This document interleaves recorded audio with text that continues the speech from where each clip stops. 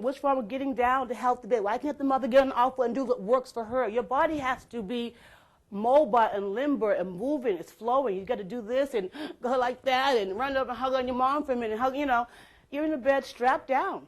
And of course it's going to make you feel worse. Of course you're going to say, I need an epidural. Of course I can't do this anymore, because you really can't. It's designed to make you fail. And you can put that on tape.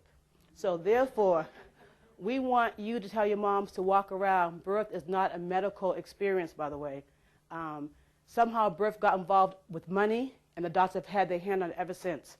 And so I don't know what we can do about that, but really, as a result, women are dying in childbirth. They come out saying, I had a horrible experience, and you don't have to hear that. Not that birth does not have sensation, and pain, but because the mother can move around, and you can rub her back, and she can get in the shower, and she can eat and drink. I was saying the other day, so we said the mother's in labor. But when you're in labor at work, you're taking a sip of water, you're eating, because you're in labor, you're working, you keep refurnishing yourself. But when you're in labor at the hospital, you can't eat or drink. You get an IV. So why is that you can be running track during labor and drink, but you're in labor, pushing the most important part of work ever you do in your life, you're not allowed to refuel yourself. So it doesn't really make any sense. But that's another workshop.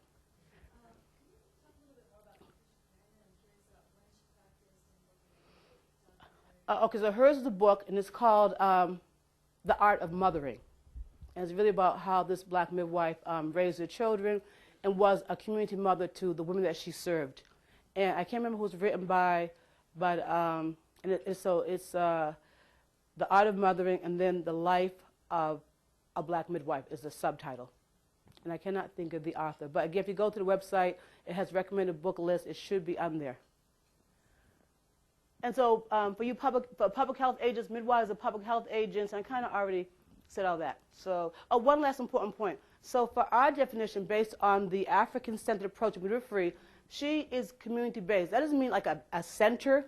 It means that she physically lives with the people that she works for, and works with, rather. She goes to the same church, the same mosque, the same synagogue, wherever her faith base is, she's going to be there. When I go to my store, Fred Meyer's, because I shop in I see the same mom I helped last week. I see the same one I helped 10 years ago. I see the same guy who I helped 10 years ago. And she educates her community. Why is that important? Because to do infant child prevention, it has to be a 24/7. This is not a job for we midwives. For the group that I belong, it is a calling. And so we're always doing it, even though you can't tell. Just by me walking into the food store saying to that woman, honey, how you doing? Look, you're like, what now, too? When was his birthday? When did you stop breastfeeding? Oh, you bottle fed? Were you holding him? What formula did you use? Is he constipated? Give him more prune. It's just constant, very informal thing. You can't measure it, but it absolutely makes a difference. And so that's what we need. We need educated women in the community who know how to talk to women and men about good parenting. But if you haven't learned it, and we're using I have to say the word enslavement parenting style, which was sit down, be still, shut up. Not because we were mean, it was a survival technique. If your children are being lynched and stolen and killed, then you want them to be invisible. If they're invisible, maybe I can keep them. Be quiet, hush up, be right there. Don't we still say this today? Our kids are very obedient because it was a survival tactic, not because we weren't loving. So we have to learn, because in Africa it's the opposite. Kids are jumping and dancing and they're touching and they're very tactile because they didn't have that same experience. And so for the African-American parent, we're very strict. And so I say that we study this and learn this, so we educate our parents. We're coming from a place that we understand why we do what we do. And there is a shortage of midwives, and we do need more women to consider this calling. I said that every woman is a midwife just waiting to burst open, okay? We all born with that ability because you're women. Even if you don't have children, you had a period. You understand that something came out of you. You might have had a small contraction. You have PMS maybe. I hope you don't, but if you do, you can understand feeling kind of moody and emotional and wanting the hot water bottle and wanting the blanket, some tea, and just being left alone sometimes. So you can at least relate that to what pregnancy and labor just might be like. So even though you may not want to be at the other end, is some skill that we should consider as women with the cutbacks in health insurance right now until things do get better. And as Brother Obama said, it may not be in a year, it may not be in a full term. So let's not look that, tomorrow it's going to be okay. In the meantime, at a grassroots effort, we need to continue to be soldiers on the front line, doing things to empower our community. And to me, midwifery is one of the fastest ways and one of the most proven ways and evidence-based that we can actually make a difference in our community. And so encourage your friends to consider it as a career, as a calling, and also just really quick, don't think that having babies are very bloody, because that's also TV. It's only blood if you get an episiotomy. That causes the blood. Babies come out of water. So I say to people, well, where's the blood coming from? He came out of water. Think about that. Right. So it should not be, it's not a big messy thing. So don't let that discourage you from this potential calling. Thank you. And so we're going to go past that too. So I kind of talked about infant prevention strategies and something that you can do. You can challenge the systematic racism in your area, in your store.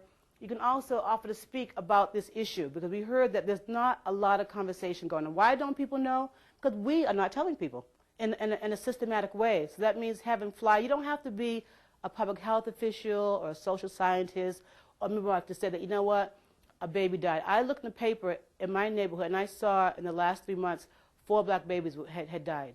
You know, so I know that whether it was prematurity or illness or if they fell off the bed, unfortunately, that we're having losses. So that makes me get re-energized to do something again, whether it's to call the mother directly and see do they need support around grieving or just let the people know that we lost another baby this week.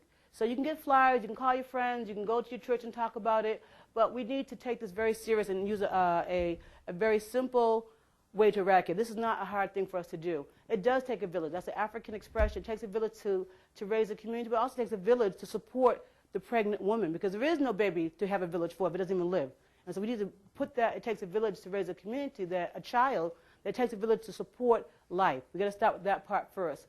And we need to stop the horror stories. You know, if you had a bad experience, you know, try to process it through whatever way you need to. So that when mother says to you, I'm pregnant, oh my God, girl, let me tell you. My first sort of what, you know, you'd rather get hit by a truck.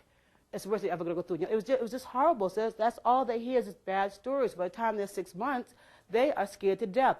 What does fear do? Fear causes your contractions to constrict, and your uterus to constrict, so it can't open up. Because you're so afraid, it can't function. You cannot dilate. That's why women who are in water and who are breathing, who feel trust, tend to open up very easily and have their baby. So let's work on trying to make birth a positive experience in our community and support a black woman's choice to have a baby. That sounds unusual, but we hear about reproductive health, and though we say it goes for all kind, really it's a woman's choice not to have a baby. And it's interesting for black women that we are really penalized for having children in a very subtle way. We're penalized when we say you're having another one. We're penalized when they can't have a good school to go to. We're penalized when they're having racial profiling and there's not a camp or a decent playground in the area. We're being penalized that way. That makes us say, as we heard yesterday in those quotes, I'm petrified to have a boy. But they're probably petrified to have a girl too, you know, because the same thing's happened to her also. And so we need to give her the right, because other people are having children. You know, I see the Mexicans, they have tons of kids, they're doing okay. Oh, they're Mexican, they're Catholic, they do that. The Irish or other groups, they're Catholic, they do that. You know, older women, they can birth single. I did a workshop on childbirth class. I went to be part of this training, and they talked about this whole move of older women, same-sex couple having their first baby, or single women, because they want to hurry and have this baby. I said, why is it okay for her to get pregnant as a single person, but it's not okay for a black woman? So I never thought about that. So we have this double standard. You know, they can do it, because they have money that makes it okay, but if a woman 25 does it, she's considered, you know, out of wedlock, and, you know, more black women have all these babies, they sure you want to have it. It's been really about, I would say, at least 25 years of bombardment with that concept that we have internalized without even realizing it. So we don't celebrate, but we've been told that we shouldn't be having children. Why have kids when you can't sell them anymore? You know, once we were no longer workers, there's really no need for us to be in this country, but we're still here. So there's been a lot of different plots, a lot of books on that, a lot of different theories.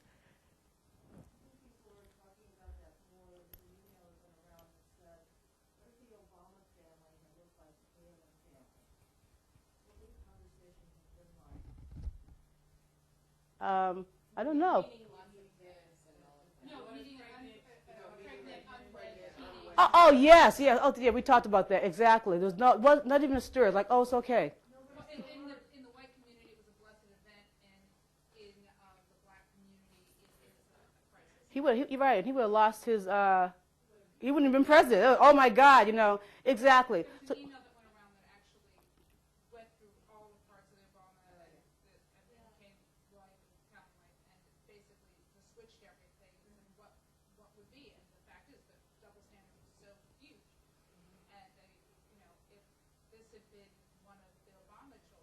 exactly. That had a child out of wedlock. I've been all over front pages forever.